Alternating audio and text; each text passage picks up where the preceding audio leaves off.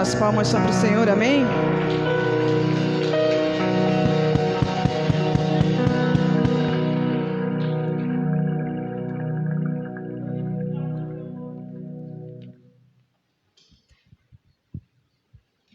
Boa noite. Queria convidar vocês para abrirem a Bíblia em Romanos 1:16.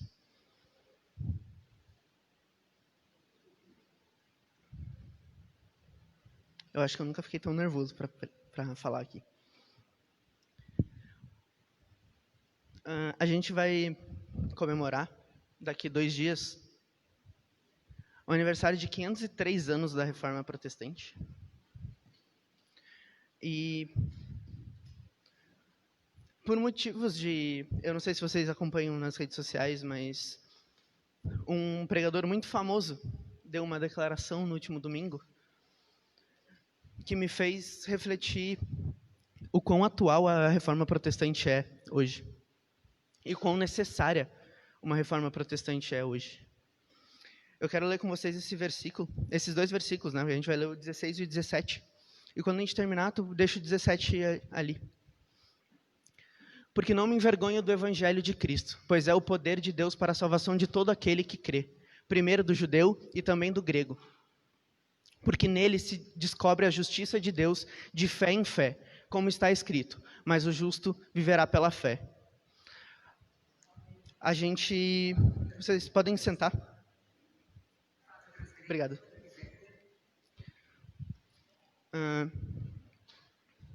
A gente vai conversar um pouco sobre um menino que enfrentou um gigante.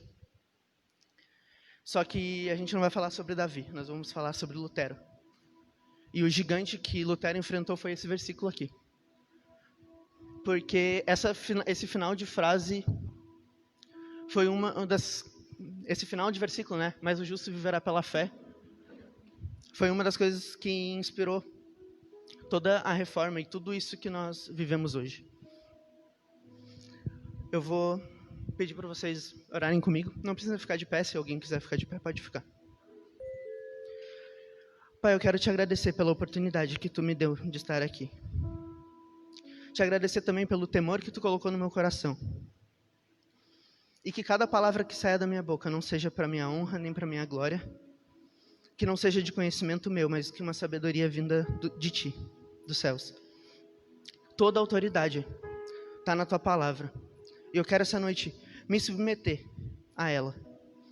Que tu guie e reine nesse lugar essa noite. É tudo para ti. Te agradeço pela oportunidade. Amém. Eu estou realmente muito nervoso.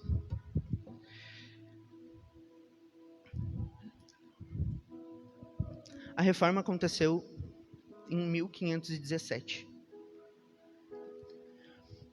E a declaração, resumindo, né, dada no domingo passado, foi que a Bíblia não é o suficiente para suprir as necessidades da nossa sociedade.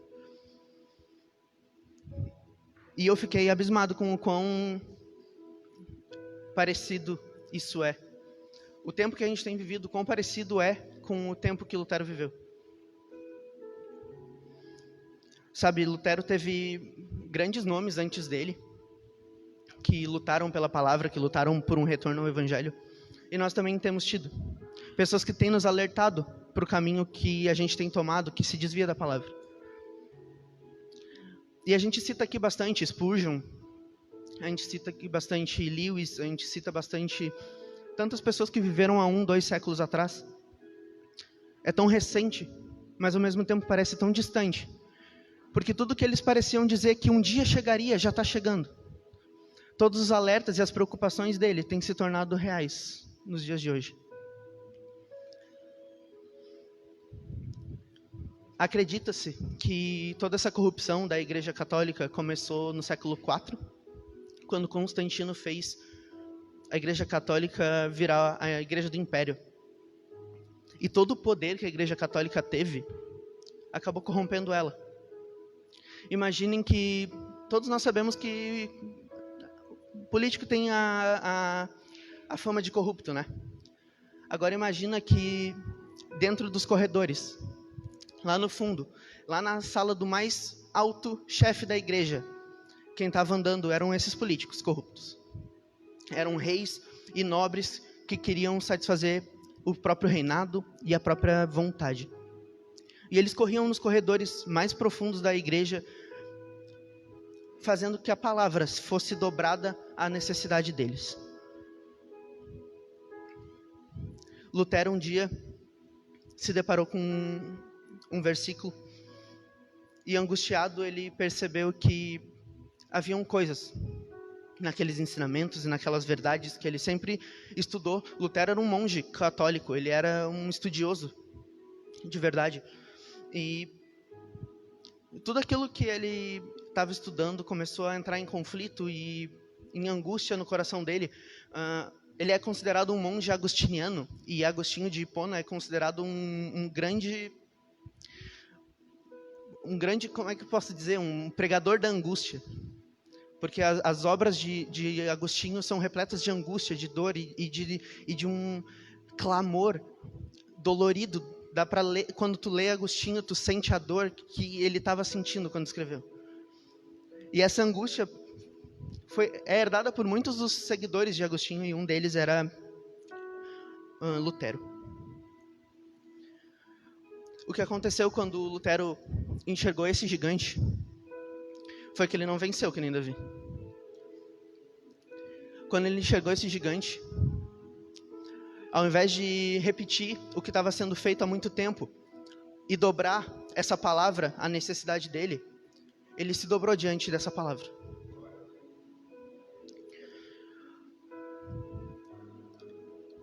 Ele é lembrado porque no dia 31 de outubro de 1517, ele pregou 95 teses na porta da Igreja Católica. Ele não foi insubmisso. Ao contrário do que a Igreja Católica diz, que ele é separatista, né? Ele tentou separar a Igreja, ele tentou desrespeitar os líderes espirituais dele, que, por exemplo, o Papa. Mas muito pelo contrário. Ele entendeu que havia uma autoridade acima do Papa.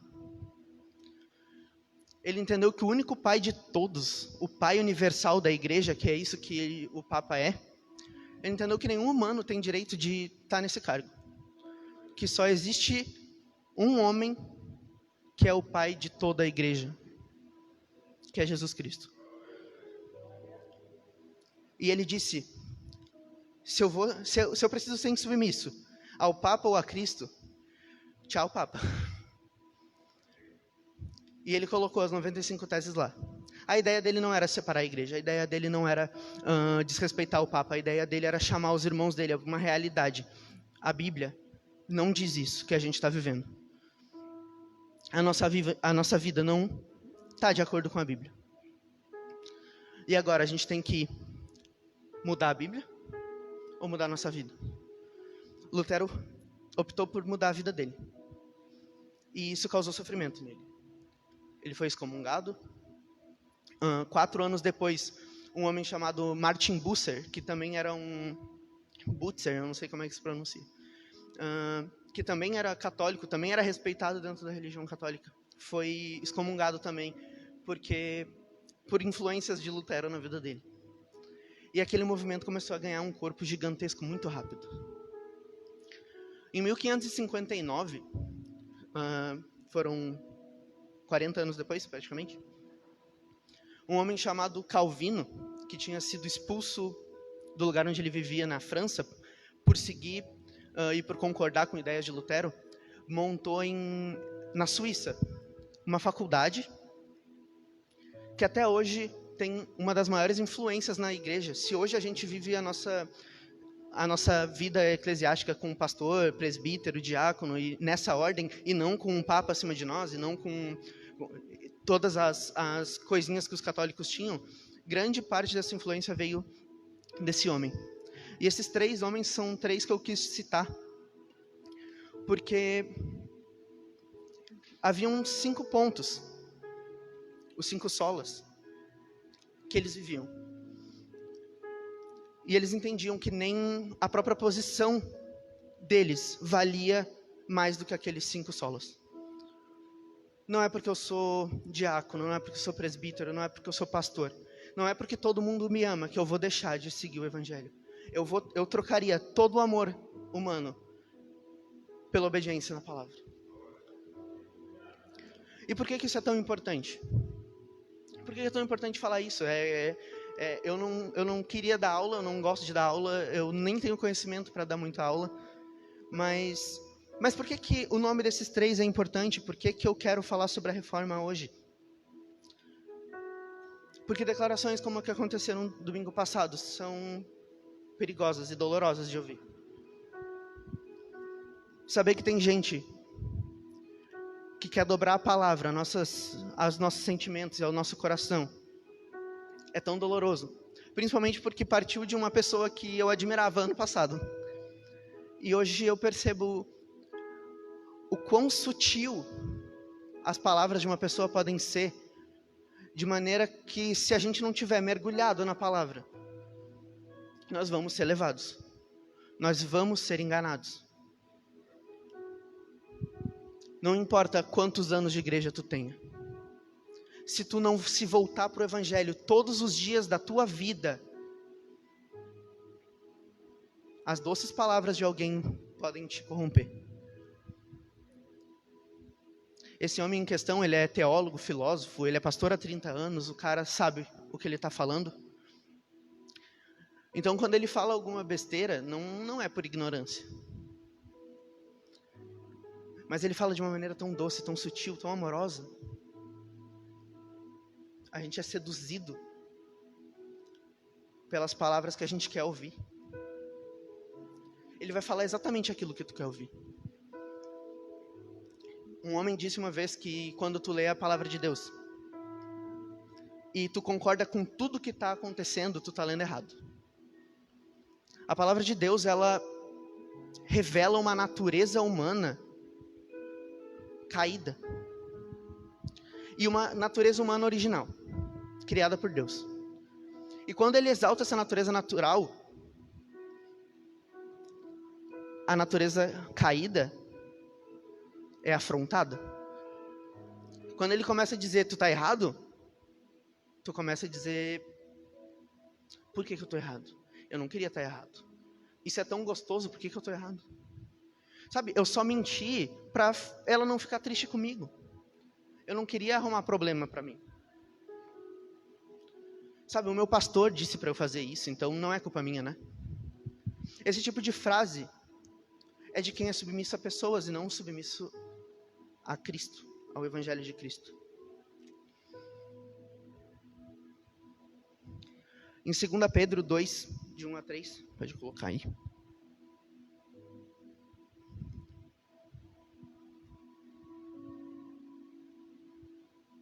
Pedro.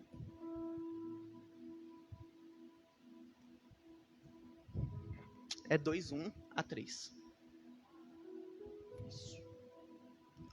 Assim como surgiram falsos profetas no meio do povo, também haverá falsos mestres entre vocês. Eles introduzirão heresias destruidoras, chegando a renegar o soberano Senhor que os resgatou, trazendo sobre si mesmos repentina destruição.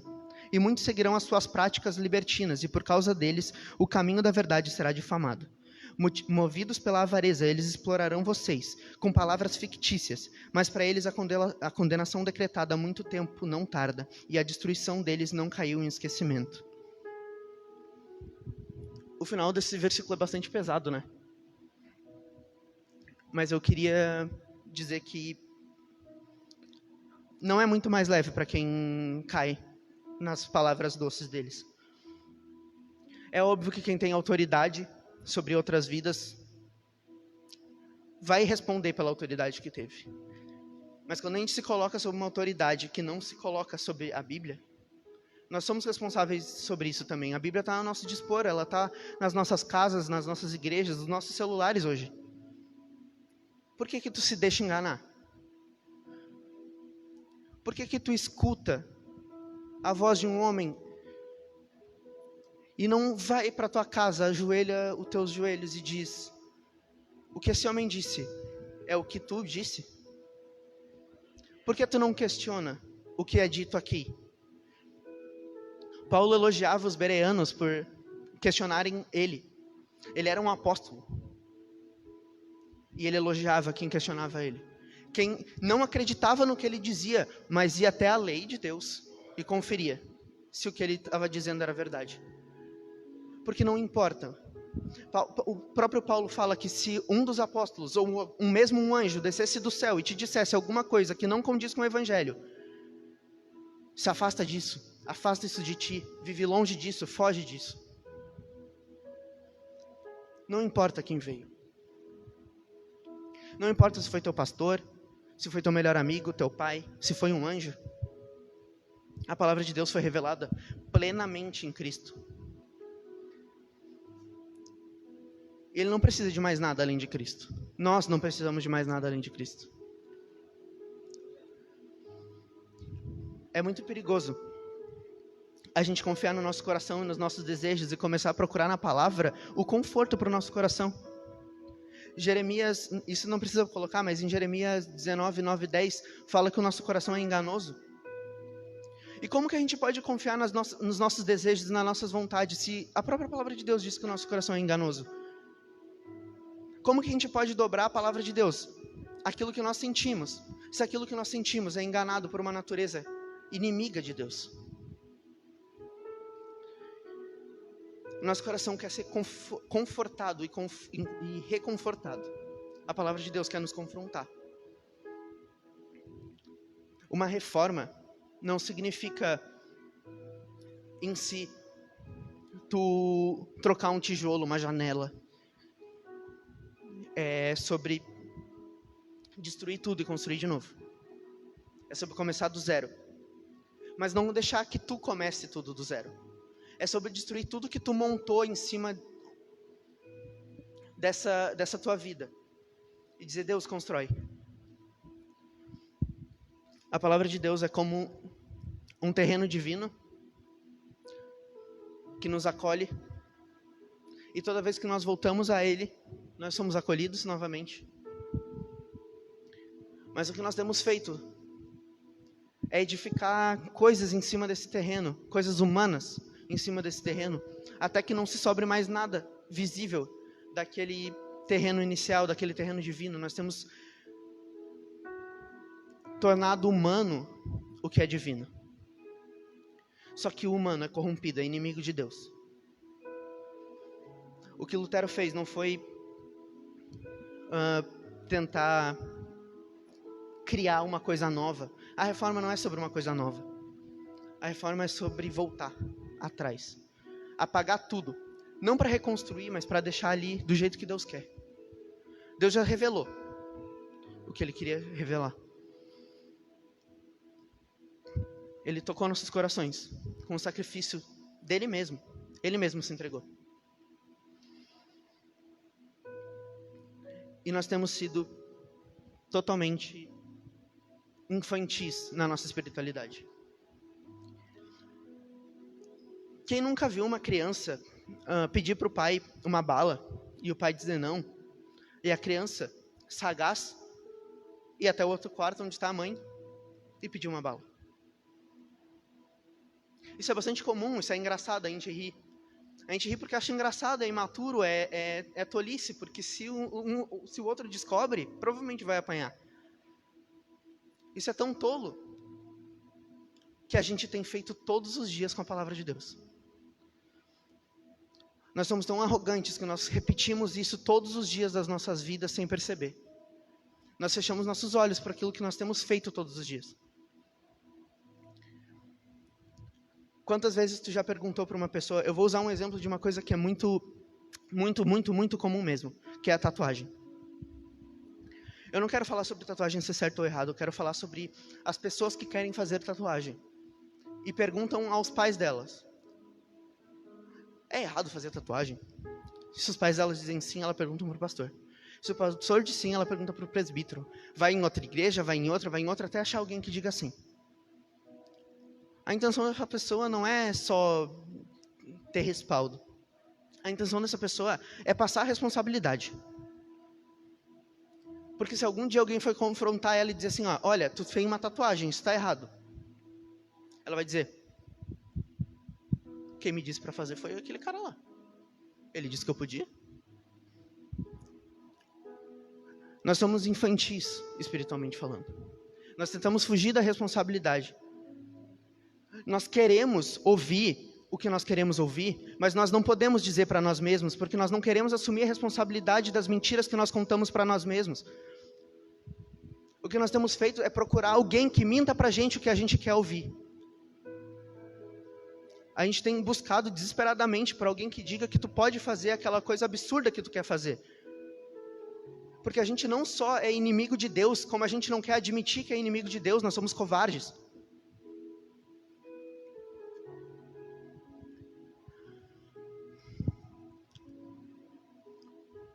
Nós não temos nem a capacidade de dobrar nossos joelhos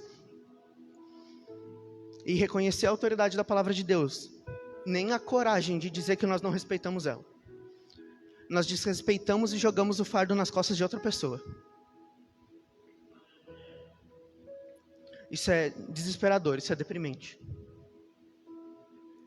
Sabe por que isso é deprimente? Porque um dia alguém vai aparecer dizendo exatamente o que tu quer ouvir. E quando essa pessoa aparecer, ela vai te abraçar e vocês vão juntos para o inferno.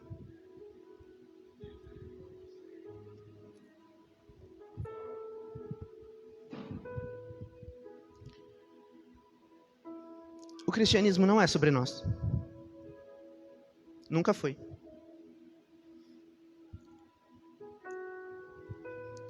Quando a gente tenta viver as nossas próprias vidas com uma camiseta de Jesus, nós não somos cristãos, nós somos covardes.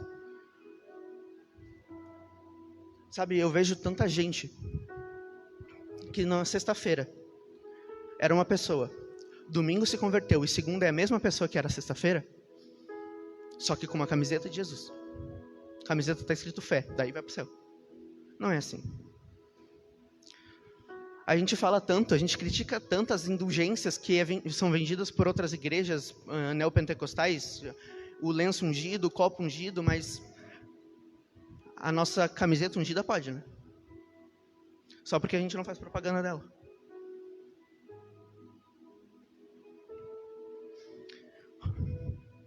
A gente tem buscado subterfúgios para tirar o peso dos nossos atos das nossas costas e colocar nas costas de alguém. Porque a gente não se submete à palavra de Deus e à autoridade de Jesus Cristo. Muito menos à autoridade da Bíblia. Nós nos submetemos aos nossos próprios desejos e procuramos alguém que arque com a autoridade sobre os nossos atos.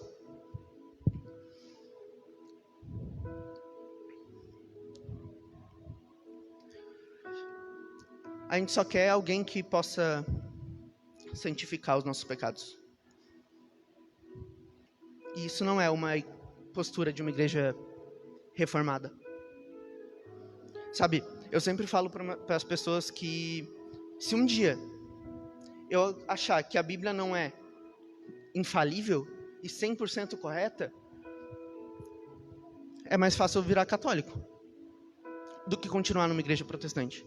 Os católicos têm uma tradição de dizer que Deus está guiando eles muito mais antiga que os protestantes. Então, se a Bíblia está errada e alguém está certo, é a Igreja Católica. Só que, sinceramente, gente, quem é Cristo se a Bíblia está errada? Qual é o poder de Deus se Ele não é capaz de proteger a própria palavra e a revelação dEle? Que Deus que a gente tem servido, se a gente quer dizer que Ele é insuficiente, se aquilo que Ele revelou é insuficiente, se Ele não tem poder para falar soberanamente, acima de todas as culturas e de toda a vontade humana, se Ele não é capaz de fazer isso, Ele não é digno de adoração. O meu Deus é perfeito, imutável. Eu me ajoelho e oro para Ele, não porque Ele é bom para mim, mas porque Ele é todo poderoso e Ele é capaz de fazer o que Ele quiser. Eu não obedeço a Ele para ser digno da salvação dEle, porque Ele é tão santo que não importa o que eu faça, eu nunca vou ser digno de olhar para Ele. Mas ele se fez homem, morreu numa cruz e disse: eu vou te levar ao Pai.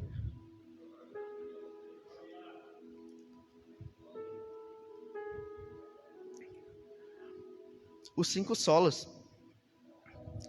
são, eu vou tentar lembrar de cor em ordem. Sola Escritura, que é somente a Escritura, a Bíblia. Sola Fide, somente a fé. Sola Gratia, que é somente a graça. Solus Christo, que é somente Cristo. E Soli Deo Glória, que é somente a Deus a glória. E nós temos... esses foram os 5 pontos que separavam a igreja protestante da igreja católica. Por quê? Porque esses eram 5 pontos inegociáveis. Existiam divergências entre os anglicanos, entre os luteranos, entre os calvinistas, entre não sei quem, entre todos eles tinham diferenças. Só que esses 5 pontos eles eram essenciais. Sem isso, não havia reforma.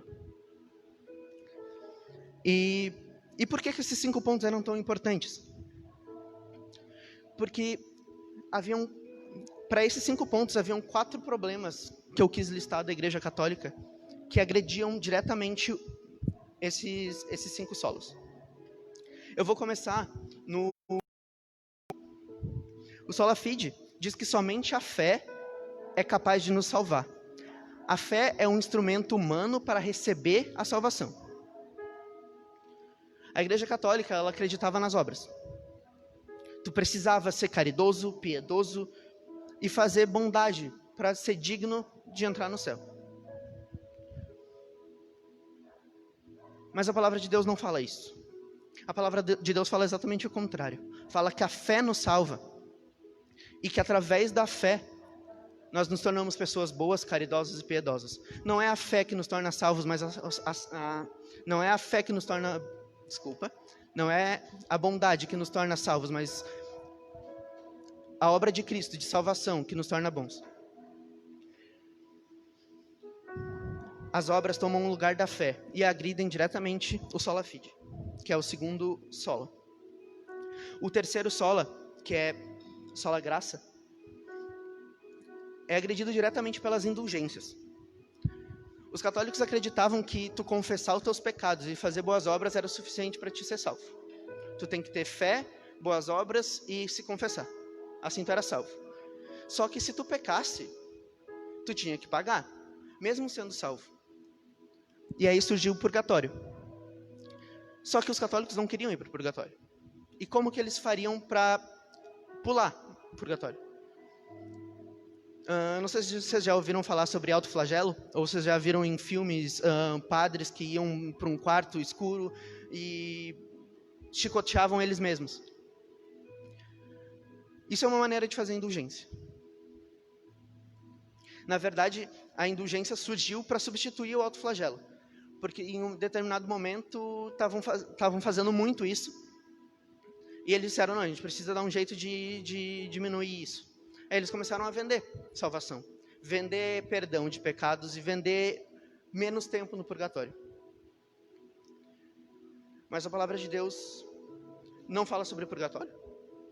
E a palavra de Deus não fala sobre a gente se punir ou a gente pagar por perdão. O último e provavelmente mais conhecido por nós, desses 3 primeiros pontos, agride o Solus Christus, porque eles diziam que os santos podiam ser mediadores entre nós e Deus e podiam interceder por nós. Mas quem intercede por nós é o Espírito e quem media é Jesus. Então aqui, essa doutrina de mediação, ela é muito forte e provavelmente aquilo que a gente mais considera errado nos católicos, né? Adorar santos, orar para santos. Isso que é errado. Não é só isso, mas o problema é que esses 3 pontos, as obras, as indulgências e a mediação, são pontos que nós temos vividos hoje. Quando tu diz que tu precisa ir no culto, que se tu não for no culto tu não vai ser salvo, que se tu não alimentar os pobres tu não vai ser salvo, que se tu não ler, tu não orar, tu não jejuar, tu não vai ser salvo, se tu não obedecer teu pastor, se tu não ser ativo no teu ministério, se isso te salva, tu tá caindo no sola fide. Quando a gente força jejuns como punição dos nossos pecados, quando a gente tenta destruir a nossa própria vida e nos humilhar e dizer que a gente está fazendo isso para conquistar um merecimento maior, a gente está agredindo só a graça. Porque é só a graça, que é a ferramenta que Deus usa para chegar em nós, é a graça. A ferramenta que nós usamos para chegar a Deus é a fé. E não precisa de mais nada nesse meio. O resto é resto. É importante, mas é mundano. As boas obras são importantes, mas vão ficar aqui. Nenhuma comida que tu der para pobre vai ir para o céu.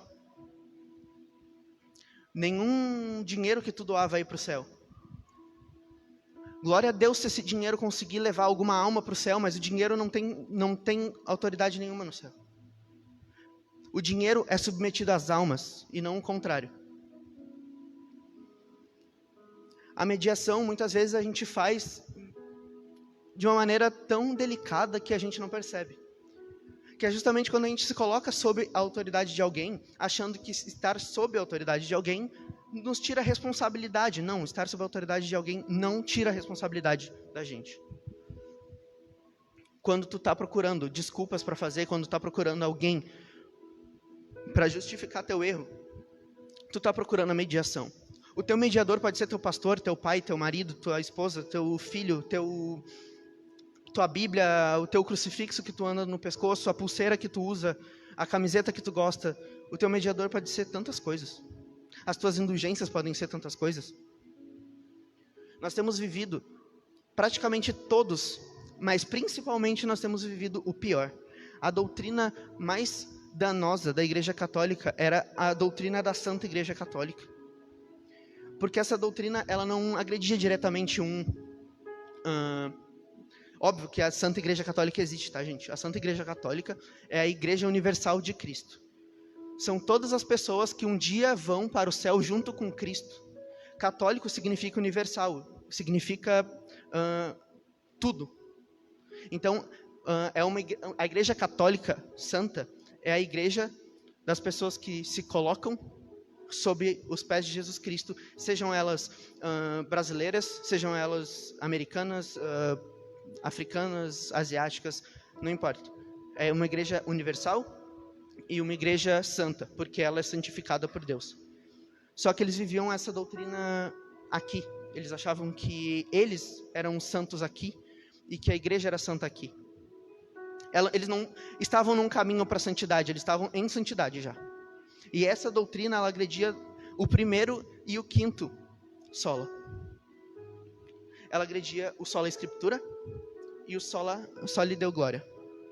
Porque a glória, durante toda a Idade Média, era da Igreja Católica. Eles dizem, e dizem até hoje, se vocês forem conversar com católicos, que a Bíblia não é tudo isso. Porque a Bíblia não tem o poder de se guardar sozinha. Sabe quem salvou a Bíblia? Os católicos. A Igreja Católica Romana protegeu a Bíblia, e sem a Igreja Católica Romana não existiria Bíblia hoje. Eles não acreditam no poder de Deus para proteger a própria palavra, precisam de homens. A glória é deles, não de Deus. E acreditando que eles, que são a autoridade máxima e protetora da Bíblia, eles também acreditam que se Deus revelar alguma coisa para a Igreja Católica que não está na Bíblia, a revelação de Deus é mais importante. A doutrina e a cultura da Igreja Católica são mais importantes do que a palavra de Deus. E o que aconteceu nesse domingo foi exatamente isso. Foi uma pessoa dizer que a nossa cultura não está sendo satisfeita pela palavra de Deus e por isso nós precisamos atualizar a palavra de Deus. Não, nós precisamos atualizar a nossa cultura. E eu não estou dizendo que nós precisamos mudar o mundo, porque o mundo, gente, vai cada vez mais para baixo. Mas nós precisamos mudar cada uma alma que nós conseguirmos mudar. Eu espero que, óbvio, não seja uma alma, mas cada uma que nós conseguirmos é festa no céu. Cada uma alma que nós tirarmos disso, dessa cultura mundana, é glória a Deus. Quando a gente fala de sola escritura, a gente fala de entender que o teu pastor não tem autoridade nenhuma que não venha da Bíblia. Que o teu marido não tem autoridade nenhuma que não venha da Bíblia. Que os teus pais não têm autoridade nenhuma que não venha da Bíblia. Existe autoridade na nossa sociedade? Claro que existe. Mas todas elas submetidas à Bíblia. Não existe nada, nem ninguém humano que seja maior que a revelação divina. Não porque Deus está preso à palavra, a um livro, mas porque Deus é tão poderoso que através de um livro Ele consegue atingir gerações, culturas diferentes. Deus não escreveu um testamento para os judeus antes de Roma e um para os judeus depois de Roma e o resto que se vire. Ele escreveu a vontade dele. E a vontade dele é imutável. Ela é verdade hoje, ela era ontem e vai ser amanhã. E se nós não quisermos viver a vontade de Deus, do jeito que a vontade de Deus é, se nós preferirmos viver a nossa vontade, é muito mais válido admitir isso. Admitir que a gente não concorda com a palavra de Deus e viver a nossa própria vida do jeito que a gente quer. Se tu não quer viver aos pés de Cristo, não diz que quer. Se tu não quer se colocar sob a soberania dele, não diz que quer. Porque quanto mais conhecimento a gente tem acumulado nas nossas próprias mentes, quanto mais sabedoria humana a gente acumula em nós, maior vai ser a condenação que nós vamos ter.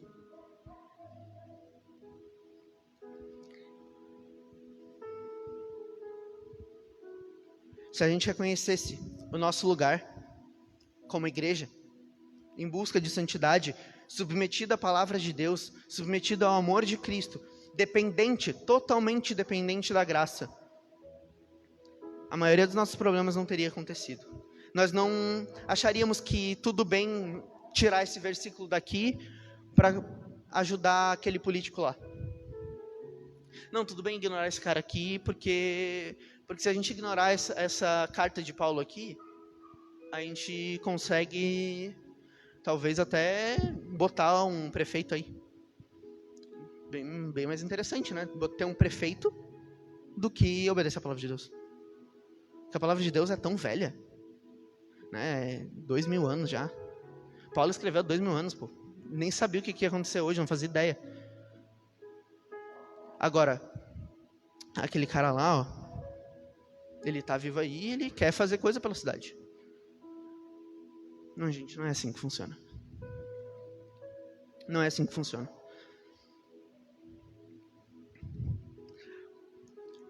É muito lindo quando nós vemos políticos que são capazes de submeter a palavra de Deus. E é desesperador quando nós vemos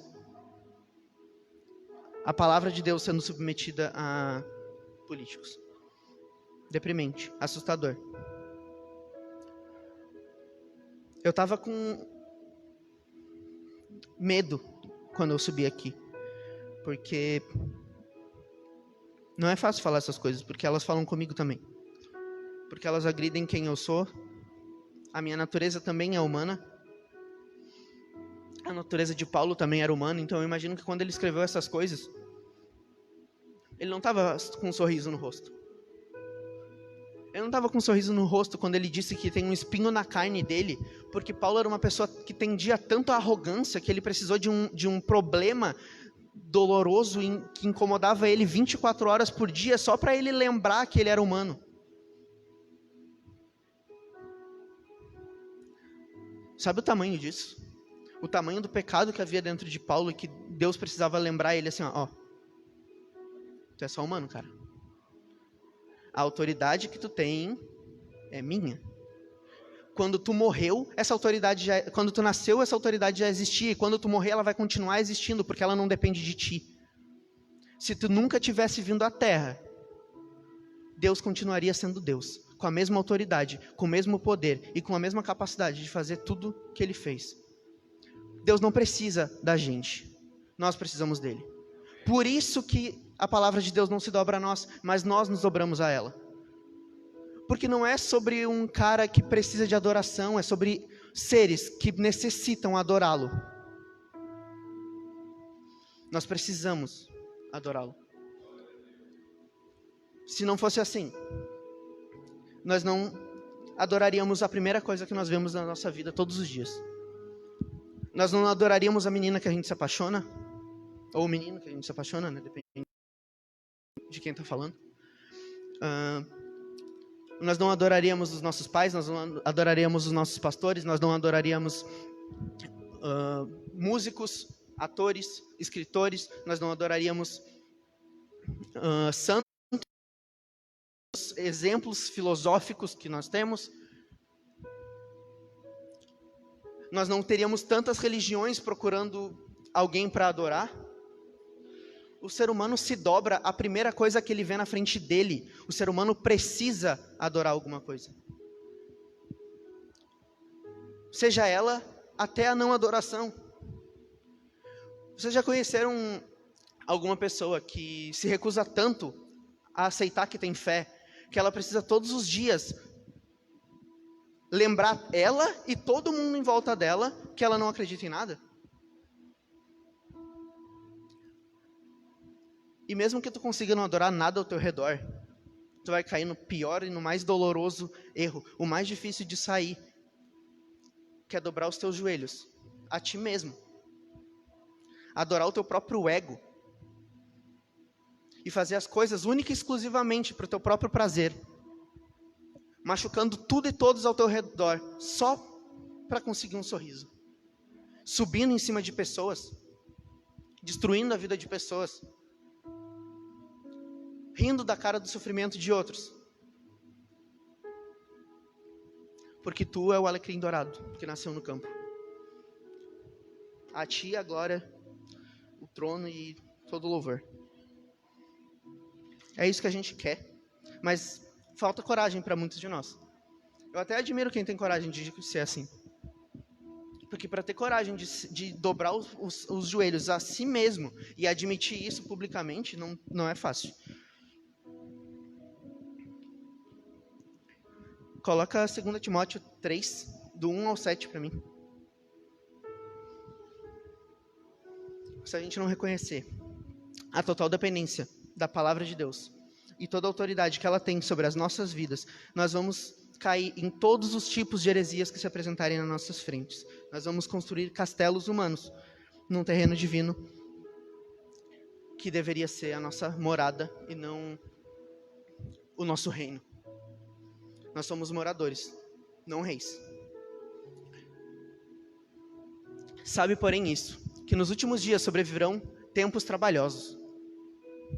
Porque haverá homens amantes de si mesmos, avarentos, presunçosos, soberbos, blasfemos, desobedientes a pais e mães, ingratos, profanos, sem afeto natural, irreconciliáveis, caluniadores, intemperantes, cruéis, sem amor para com os bons, traidores, obstinados, orgulhosos, mais amigos dos deleites do que amigos de Deus, tendo aparência de piedade, mas negando a eficácia dela. Destes, afasta-te. Porque deste número são os que se introduzem pelas casas e levam cativas mulheres nécias, carregadas de pecados, levadas a várias concupiscências, que aprendem sempre e nunca podem chegar ao conhecimento da verdade. Deixa aí. Aprendem sempre, mas nunca podem chegar ao conhecimento da verdade. A gente está... sabe, tem um ditado que o meu pai me disse até. Quando uma pessoa ela é muito cheia de si, dá corda. Vai dando corda. Vai dando corda. Uma hora essa pessoa vai se enforcar com a própria corda. Porque ela vai ser tão afobada para fazer o próprio bem, que ela vai se sufocar sem perceber. Nós temos visto isso acontecer ao nosso redor todos os dias. Isso é uma realidade muito preocupante. Só que as igrejas têm feito isso. As igrejas têm feito isso. E colocado a corda no próprio pescoço. Sujando não só o nome delas, mas sujando o evangelho. enquanto seguirmos os nossos desejos. Seremos enganados por qualquer um com palavras suaves e doces. Seremos enganados e arrastados para o inferno, junto aos ensinamentos corruptos e soberbos de pessoas que trocam a palavra de Deus pelas próprias vontades e pelo próprio ego. Em Hebreus 1, de 1 a 4, fala que antigamente Deus falou muitas vezes e de muitas maneiras aos pais, pelos profetas. Mas nesses últimos dias nos falou pelo Filho, a quem constituiu o herdeiro de todas as coisas e pelo qual também fez o universo. Filho, que é o resplendor da glória de Deus e a expressão exata do seu ser, sustentando todas as coisas pela sua palavra poderosa. Depois de ter feito a purificação dos pecados, assentou-se à mesa da majestade, nas alturas, tendo se tornado tão superior aos anjos, quanto herdou o mais excelente nome do que eles. O Filho é o resplendor da glória do Pai e a exata expressão do seu ser. Não existe nada que foi revelado, que pode ser revelado mais do que Cristo. Não existe nada sobre Deus que esteja escondido que não foi revelado em Cristo. Sabe os mistérios de Deus que Paulo fala numa carta? Logo em seguida ele vai falar que os mistérios foram revelados em Cristo. Não existem mistérios de Deus para quem conhece Cristo. Quando tu entende que Cristo é soberano sobre a tua vida, quando tu se coloca aos pés dele, se dobra de joelhos e se coloca sob a autoridade da palavra dele, tu entende que não existe mais nada oculto. Porque não existe caminho secundário, não existe atalho.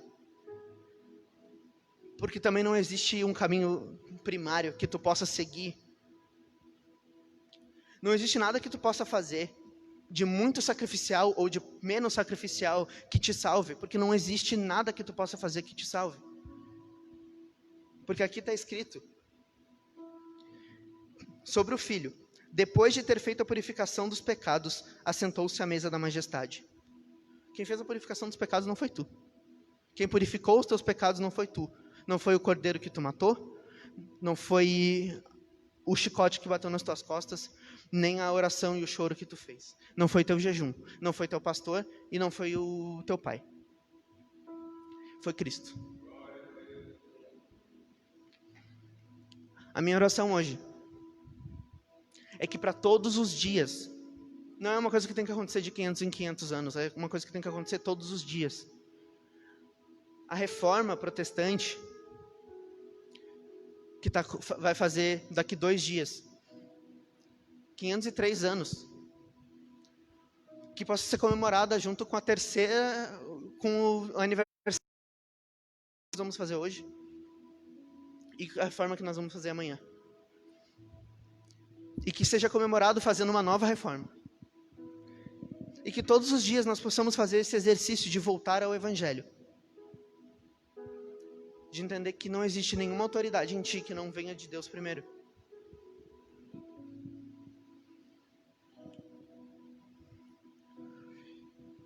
É muito difícil fazer com que o nosso amor próprio não supere o amor às Escrituras. Mas é necessário. Talvez um versículo, como eu comecei a pregação falando que Lutero enfrentou um gigante, né? Era um versículozinho. Aquele gigante não derrotou ele de matar ele. Derrotou aquele homem angustiado que vivia dentro dele, que tentava aprender, mas que aprendia sempre, mas nunca podia chegar ao conhecimento da verdade. Porque ele nunca podia conhecer a verdade. Mas aquele versículo ali revelou a verdade para ele. Matou esse homem angustiado e presenteou Lutero com um novo homem. Um homem nascido de novo.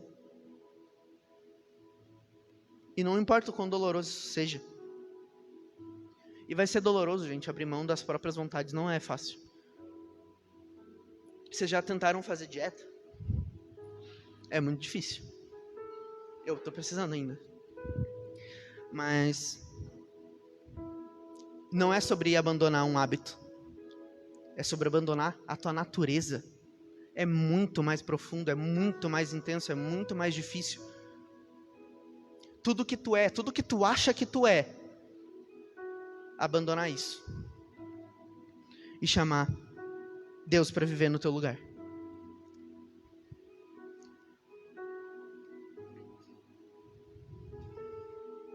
Jesus veio aqui fazer a obra dele. E através desse Jesus, a graça se fez presente. E essa graça, através da fé, chegou em nós. Esse é o ponto 3, 2 e 4, 3 e 2 do Solas. Tudo isso é contado no primeiro ponto. Para que nós possamos entender que não existe mérito nem glória nenhuma no homem. Mas assim como diz o quinto ponto, só a Deus a glória, somente a Deus a glória. Dele é a obra de salvação, dele é a fé que nós temos. É tudo dele. Que nós possamos dobrar nossos joelhos todos os dias e pedir para Deus nos permitir voltar ao Evangelho. Tirar as escamas dos nossos olhos, a cera dos nossos ouvidos e principalmente quebrar aquelas pedrinhas que têm se construído em volta do nosso coração, que ele já quebrou uma vez, mas que nós temos deixado crescer. Nosso coração se endurece muito facilmente. João Calvino, um dos reformadores, falava que o coração do homem é uma fábrica de ídolos. A primeira coisa que a gente vê na nossa frente, a gente vai adorar. Se nós não formos humildes para reconhecer que tudo é para a glória. Que essa seja a nossa oração essa noite. Eu gostaria de convidar vocês para ficarem de pé, para a gente encerrar com uma oração. E nessa oração eu quero que vocês foquem nesses dois pontos que eu tenho citado como os mais deficientes da nossa igreja atual, que é o sola escritura, de entender que somente a palavra de Deus tem a revelação completa de Jesus Cristo. Afinal, a palavra se fez carne, então Jesus Cristo é a própria palavra encarnada, e a gente tem acesso a essa palavra e nós temos negligenciado ela. Que isso não seja mais verdade na nossa vida. Então eu peço que vocês orem para que isso seja verdade para vocês. Somente a Escritura.